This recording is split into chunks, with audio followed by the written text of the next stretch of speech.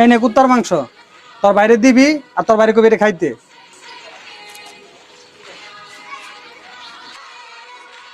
ভাই নেন, ইমাম সাহেব আপনার জন্য কুকুরের মাংস পাঠাইছি। কুকুরের মাংস? ইমাম সাহেব কুকুরের মাংস কেন পাঠাইলো? ইমাম সাহেব জানে না কুকুরের মাংস খাওয়া হারাম? শহরের জায়গা থেকে আজকে ইমাম সাহেবের খবর আছে। চল আজকে ইমাম সাহেবের খবর আছে। আরে ওমর ভাই কই যাচ্ছেন? আরে দেওস না, ইমাম সাহেব আমাকে কুত্তার মাংস পাঠাইছে। এত আমাকেও কুত্তার মাংস পাঠাইছে, কারণ আজকে সবাই মিলে একসাথে গিয়ে আজকে ইমাম সাহেবের যে কোনো একটা বিচার হবে আজকে। চলেন।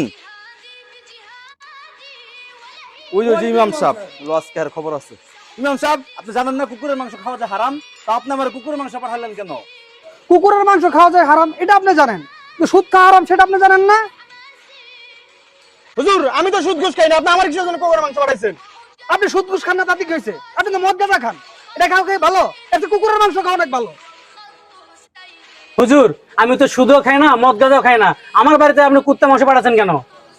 আপনি সুদও খান না, মদ গাঁজাও খান না, আপনি কি করেন? পরকিয়া করেন, ওটা কি ভালো কাজ?